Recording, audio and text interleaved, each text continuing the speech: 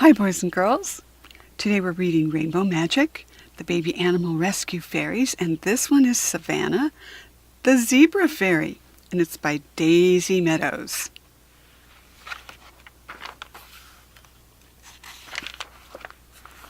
This is the map, so it's before each book, so if you've already seen this, you can fast forward, but this is the Fairy Palace, the Arctic Tundra, Tropical Waterfall, Eucalyptus Forest, the meadow, the stream, the beehive, Wildwood Nature Reserve, that's where the girls have been this summer, watering hole, pagoda, desert oasis, and this to Jack Frost's Zoo and Jack Frost's Castle. And this is what Jack Frost's curse is. I love animals, yes, I do. I want my very own private zoo. I'll capture all the animals one by one, with fairy magic to help me get it done. A koala, a tiger, an Arctic fox. I'll keep them in cages with giant locks. Every kind of animal will be there. A panda, a meerkat, a honey bear. The animals will be my property. I'll be master of my own menagerie.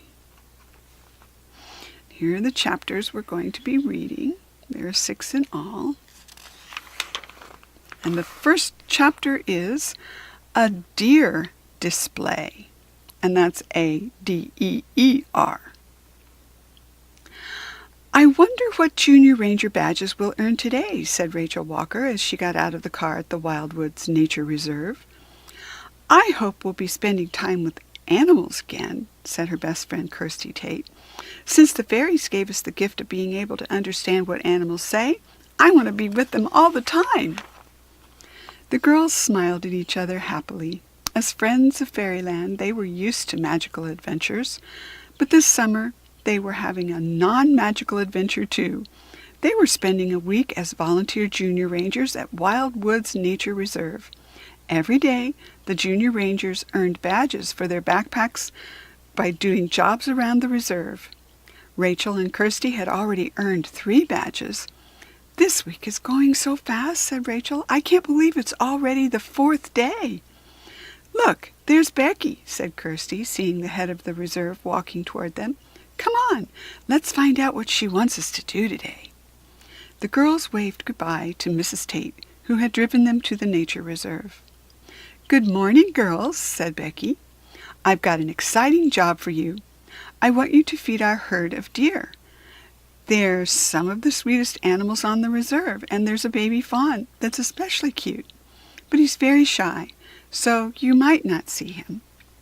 The girls could hardly believe their ears. The beautiful deer were one of the main visitor attractions at the reserve. Really? Rachel gasped. Thank you, Becky. It's like a dream come true, said Kirsty. Well, let's get started then, said Becky with a laugh. She led the girls over to where 4 large buckets were waiting on the ground. These are full of deer feed, said Becky. What do deer eat? Asked Kirsty, looking into the buckets. It's a special mixture of fruit and grasses, Becky told them. The visitors love to watch them being fed every day. Why do the deer have to be fed by humans? Rachel asked. Isn't there enough food for them growing at the nature reserve? That's a really good question, said Becky. There's plenty of food for the deer growing here, but we do a special daily feeding display for the visitors so they can see the animals close up. Carrying 2 buckets each, the girls followed Becky to a pretty meadow full of clover and buttercups. On the far side of the meadow was a leafy forest and a fence surrounded by other 3 sides. There were lots of people standing beside the fence. They looked excited and hopeful. Look, the visitors are gathering already, said Becky. I'll go over and talk to them while you scatter the food around. The deer will be here soon. They know when it's feeding time. She walked over to the fence, and Rachel and Kirsty made their way slowly through the meadow towards the woods, scattering the deer feed as they went. My heart's thumping like crazy, said Kirsty in a whisper. We're actually going to see real-life deer. Look, said Rachel in a thrilled voice. 2 deer were stepping out of the woods and into the meadow. One was a female with a velvet soft coat, and the other was a buck with large antlers. They moved with incredible grace, and they shyly blinked their big eyes as they looked at the girls. Kirsty smiled and scattered a little more food. The animals moved closer.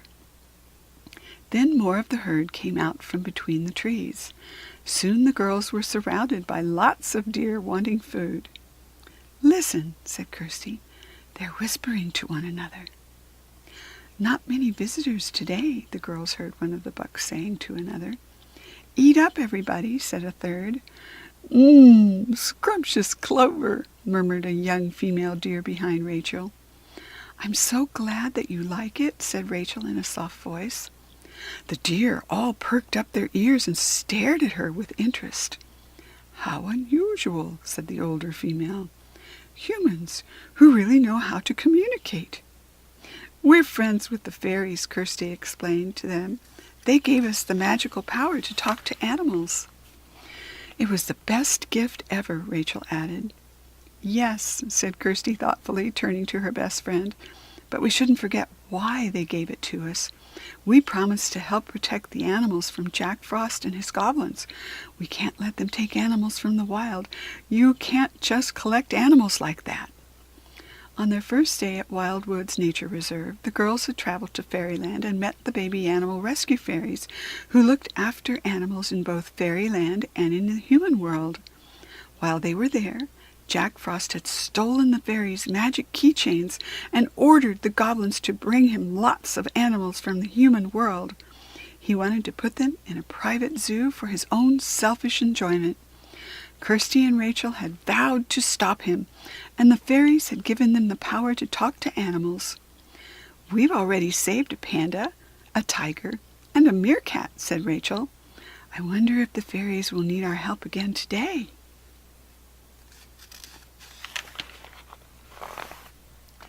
Fairy in hiding. The girls scattered some more feed around the meadow.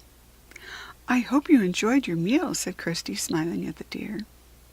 It's nice to meet some humans who really understand us, said the handsome buck. The others who work here are very nice, but they don't always seem to know what we want. Do you like living at the reserve? Asked Rachel. It's wonderful here, said the buck. All the food we can eat and huge tree-filled areas to live in. It's perfect. The girls smiled, and Kirsty took off her blue and white sun hat and wiped her forehead. The day was getting hotter and hotter. The hat slipped out of her hand and fell onto the ground. Before Kirsty could pick it up, the handsome bug had stepped on it by accident. I'm very sorry, he said, lifting his foot. I hope I didn't mess it up. Oh, no, it's fine, said Kirsty, and she picked it up and hooked it over a twig on a tree at the edge of the woods for safekeeping. Rachel was gazing around at the deer who were happily feeding. A different buck gently nudged her with his antlers.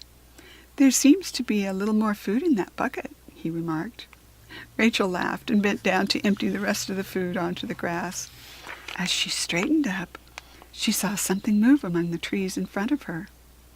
Kirsty, look over there, she whispered. I think it's the baby fawn that Becky was talking about. Both girls gazed over and saw a small dappled fawn that was trying to hide behind a tree. Oh, he's shy, said Kirsty. She held out her hand and walked toward the fawn. Leave some for the others, okay? Rachel said to the buck with a grin, and she followed Kirsty toward the trees. There's some tasty food over here, Kirsty said in a soft voice. Why don't you come and try some? The little fawn took a few steps back. There's plenty to go around, said Rachel. But the fawn hid his face behind a large bush. Don't be scared, said Kirsty in a kind voice. At that moment, Rachel heard a faint tinkling voice. She put her hand on Kirsty's arm. Listen, she said. Rachel, came the voice again. Kirsty! It's a fairy, said Kirsty. The girls looked around, trying to follow the sound of the voice. It's coming from your sun hat, said Rachel, and they ran over to the tree where Kirsty had hung her hat, but there was no one there. I'm sure that it came from over here, said Rachel, feeling confused. They heard a tiny giggle. It's nice to see you again, said the voice. Kirsty stared more closely at the hat, and then a big smile spread across her face. It's Savannah, the zebra fairy, she said. It was no wonder that they could hardly see Savannah against the blue and white stripes of the hat. The fairy was wearing a blue-striped tunic dress with dark leggings. Savannah's reddish-brown hair glinted in the sunlight as she hovered in front of them. Hello, Savannah, said Rachel in an excited voice. We almost didn't see you. My stripes camouflage me, said Savannah, turning a little pirouette against the backdrop of the hat. None of the human visitors can see me. Even though I'm in full view, I blend right in.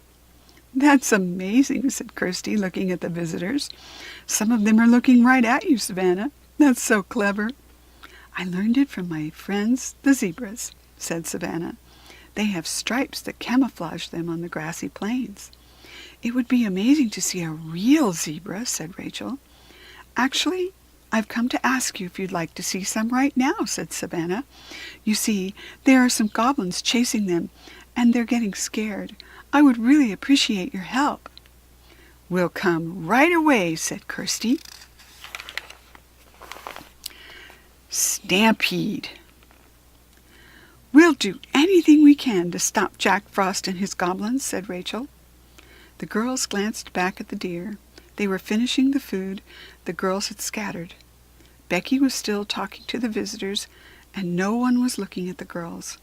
They slipped behind the tree where the fawn had hidden. Savannah lifted her wand and waved it over the girls in a zigzag pattern. Instantly, they felt the power of Savannah's magic sweep them into the air, and the trees around them disappeared. I feel as if I've walked into a sauna, said Kirsty, looking around. Wow, where are we? They were standing on a grassy plain. It stretched so far in all directions that the girls couldn't see where it ended or began. The sky was bright blue and everything shimmered in the heat. What's that noise? asked Rachel. Savannah and Kirsty listened. They could hear a thundering roar, which seemed to be getting louder. Then Kirsty turned around and yelled, Stampede! A herd of zebras was pounding toward them across the plain. Savannah waved her wand again, and the girls were transformed into fairies. In the blink of an eye, they were zooming upward. Their wings fluttered so fast that they were blurry with speed. They were just in time. The fairies felt a rush of air as the herd of zebras charged underneath them. Look! cried Rachel, pointing to the back of the stampede. A baby zebra was scampering along, trying to keep up. He looks scared, said Savannah. Come on, let's go see him. She led Rachel and Kirsty over the crowd of zebras until they were flying alongside the baby zebra. Hello, little one, said Savannah. These are my friends, Rachel and Kirsty. Why are you all running? I'm Ziggy, said the little zebra in a breathless voice. Haven't you seen the strange green things? They're scary. 2 adult zebras slowed down and trotted back to Ziggy. Mom, Dad, cried Ziggy, I'm glad to see you. Look, I made some new friends. Ziggy, you have to stay with the herd, said his mother. It's dangerous to be alone with those strange creatures around here. What are they like? asked Savannah. There were 4 of them, said Ziggy's father. Green creatures with enormous feet and long noses. Rachel and Kirsty exchanged a suspicious glance. That sounds like goblins, said Rachel. Maybe if we follow the zebras' hoof prints back the way they came, we can find the goblins, said Kirsty. Great plan, Savannah said, turning around with a determined expression. The 3 friends rose high above the grassy plain, following the zebra's hoof prints in the other direction. They flew a long way, tracking the prints back across the grass. They flew over wide-spreading trees. Finally, Rachel called out. "Look! Down there!" she cried. 2 goblins were sitting beside a watering hole, holding a big brown sack. The girls fluttered down and hid in the long grass around the watering hole. The goblins were talking loudly, not thinking that anyone could be listening. "We have to catch the baby zebra before the other 2, said the shorter goblin. "Who is he talking about?" asked Rachel in a whisper. "Oh, I'm so sorry. Let's go back. That wasn't a goblin." "Who is he talking about?" asked Rachel in a whisper. "Who else would be trying to catch Ziggy?" Ziggy's parents said that they had seen 4 green creatures, Kirsty remembered. There must be 2 more goblins around here somewhere. Maybe they're having a competition to see who can catch Ziggy first. "Those mean goblins," said Savannah. "The others have that fairy keychain toy to help them catch the zebra," said the tall goblin in a gloomy voice. "We don't stand a chance." "Don't be silly," said the short goblin. "We have a bag full of zebra traps, and they all have is that little fluffy toy." And he opened the sack and pulled out a large net, herbs and twigs to attract the zebra, and a rope tied at the end like a lasso. "Jack Frost will be very pleased with us when we bring him that baby zebra," the short goblin continued. "He'll probably give us a big reward." Kirsty put her hand over her mouth, looking upset. "They're planning to use those horrible things to catch Ziggy," she said in a low voice. "We have to stop them." A zany zebra. Rachel was thinking about Ziggy running along with his family. Suddenly, she had an idea. "Savannah, can you use magic to make a sound of a zebra stampede?" she asked. "If we can make the goblins think that they hear the zebras, maybe we can lure them away from where Ziggy really is." "That's a great idea," said Savannah. And she waved her wand, and suddenly the girls heard the thunder of zebra hoofs. The sound was coming from the opposite direction of where the zebras had really gone. "Listen," said the tall goblin, sitting up very straight. "That's the zebras. It's coming from over there. Come on." They stuffed their equipment back into the sand and ran off with it, far away from the zebras. Rachel, Kirsty, and Savannah burst into laughter. "That's 2 goblins out of the way," said Kirsty. "Which leaves 2 more to find, as well as Savannah's keychain," said Rachel. "Let's go back and check on Ziggy," Savannah suggested. The 3 friends zoomed up. Enjoying the warmth of the sun on their wings, they flew back across the grassy plain to the zebras. The herd had stopped running, and they were grazing on the juicy grass. Kirsty and Rachel spiraled down, followed by Savannah. "All I can see is black and white," said Rachel with a laugh. "And green," said Kirsty in a worried voice. "Look at that zebra over there. It has green and white stripes." The strange-looking zebra was in the center of the herd, moving steadily toward Ziggy and his parents. Savannah frowned and waved her wand.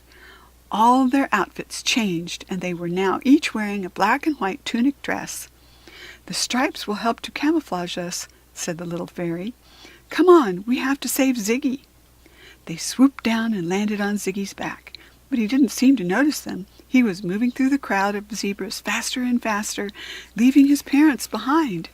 Rachel stood up on his back and peered ahead. "He's moving toward the green and white zebra," she said. Kirsty stood up too, and she and Rachel held hands. Ziggy was galloping now, and they had to flutter their wings to keep their balance. "Look at the green zebra's feet," said Savannah. "They're enormous." They were very close now. Suddenly they heard a grumbling voice coming from the back end of the zebra. "What's going on?" said the voice. "Haven't you caught that zebra yet?" "That's not a zebra," said Rachel. "It's 2 goblins in disguise." There was a muffled squawk from the front end of the zebra.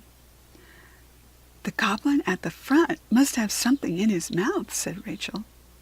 "I bet it's Savannah's magic keychain," said Kirsty in excitement. "That must be why Ziggy's following the green and white zebra. The goblins are using Savannah's special charm to get Ziggy away from the herd. How are we going to get it back from inside a zebra costume? Asked Savannah. She sounded defeated. Rachel and Kirsty squeezed her hands. I have an idea, said Kirsty. If all the zebras go for a drink at the watering hole, the goblin zebra will have to open its mouth to drink. And it'll drop the keychain, finished Rachel. Awesome idea, Kirsty. But how can we get the zebras to go for a drink? Kirsty asked. Can you cast a spell, Savannah? Savannah laughed. There's no need for magic, she said. The zebras are our friends. All we have to do is ask. The girls split up and flitted among the zebras, asking each one to head for the watering hole. They flew low and stayed close to the zebras so the goblins didn't spot them. A few minutes later, the whole herd set off for the watering hole. At first they trotted, and then they started to run, their hooves pounding and shaking the ground.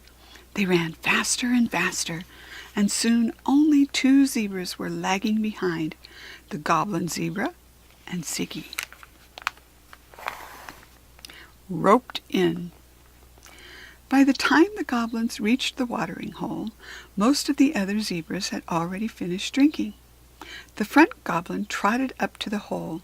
As soon as it dipped its head, Savannah's magic keychain dropped into the shallow water. There it is, said Kirsty. Come on. The 3 fairies swooped off Ziggy's back and darted down to the water, but then a hand reached out from the middle of the zebra costume.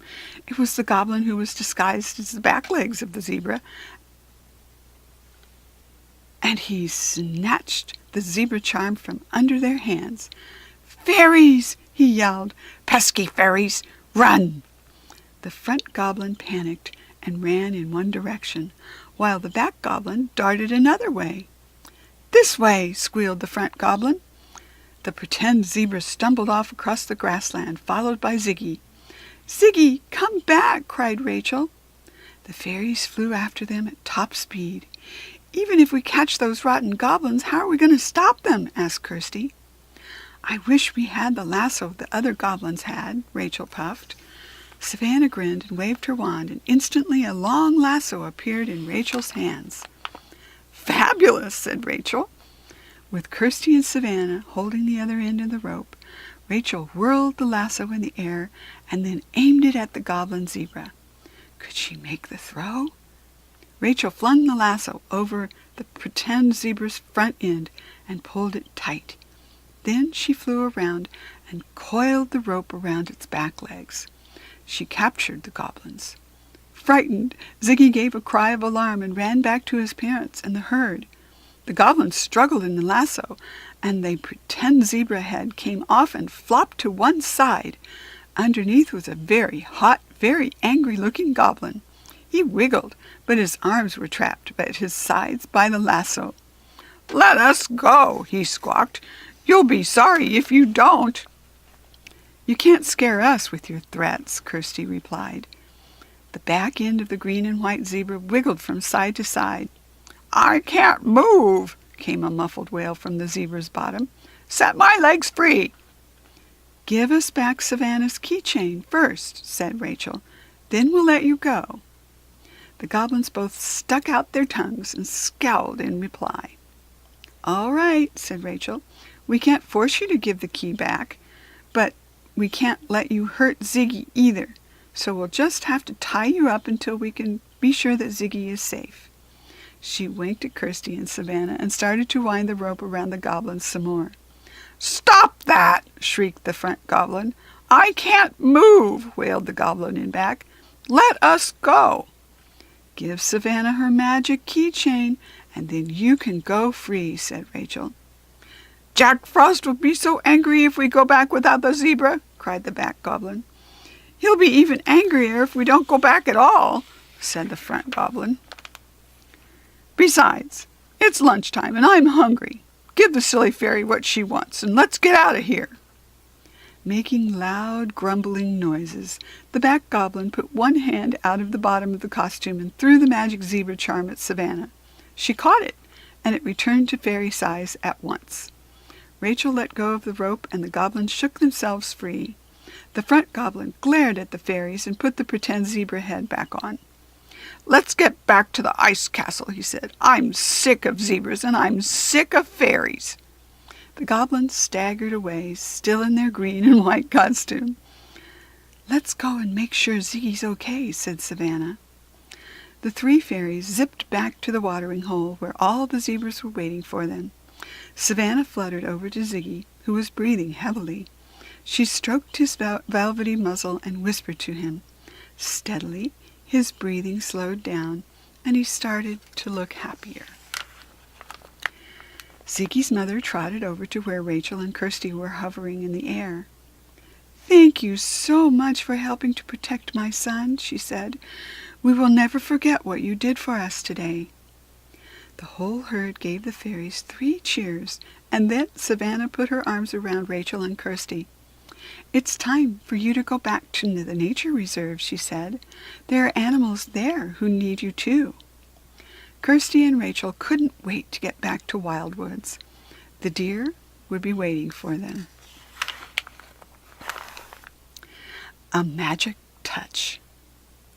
Savannah waved her wand. In the blink of an eye, the girls found themselves behind the tree in the meadow at Wildwoods Nature Reserve. Rachel and Kirsty looked around. The deer were still eating. The visitors were still listening to Becky's talk, and the cute little fawn was still too shy to come out from behind the trees. Kirsty reached up and took her hat down from the tree. "No time has passed since you left," said Savannah. "No one noticed anything. Girls, I can't thank you enough for helping me to find my magic keychain. It will really cheer up the other baby animal rescue fairies to hear what happened today." "Are you going back to Fairyland now?" Kirsty asked. Savannah nodded. "I'm so happy that the zebras are safe," she said. "I hope you enjoy the rest of the week here, girls." Savannah gave the girls a tiny kiss, and then raised her wand.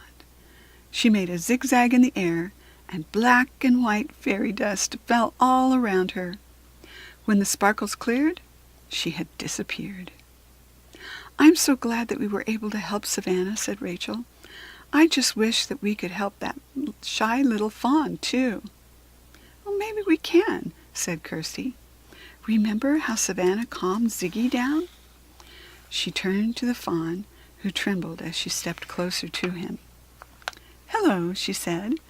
"My name is Kirsty." She reached out her hand, very, very gently stroked his nose. The fawn shifted his feet, but he seemed to like the attention. "Don't be afraid," Kirsty said in a soft voice. "We're your friends. All those people waiting to see you are your friends too." The fawn tilted his head to one side and then nibbled at her sun hat. Kirsty giggled and put away from him. Rachel fetched a handful of feed and held it out to him. "Come on," she said in a gentle voice. "Come into the open." Slowly, Rachel and Kirsty led the little fawn out into the meadow. Step by step, he moved closer to the fence, nibbling tasty treats from Rachel's hand as he walked. The visitors had noticed what the girls were doing, and were watching in breathless silence. The little fawn looked over at all the curious faces staring at him. He looked at Rachel and Kirsty, and they gave him a reassuring smiles and nods. The fawn's head went up, and then he trotted over to the fence to say hello to the visitors. "You two have a magic touch with animals," said Becky, walking over to them. "No one else has been able to get that little fawn into the open." Rachel and Kirsty shared a secret smile. Becky had no idea that she was speaking the absolute truth. "Thank you for doing such a wonderful job this morning," Becky went on. "Here are your badges," and she handed each of them a badge with a picture of a deer to put on their backpacks. "Thank you," said the girls together. As they walked across the meadow to pick up the empty feed buckets, Rachel squeezed her best friend's hand. "I wonder what kind of animal will be helping next," she said. "Whatever it is, it'll be amazing," Kirsty replied. "I can't wait." Rachel grinned in response. This week at Wildwoods Nature Reserve was turning out to be one of their best vacations yet. What a great book. I love these stories. Until we read together again next time, boys and girls. Bye-bye.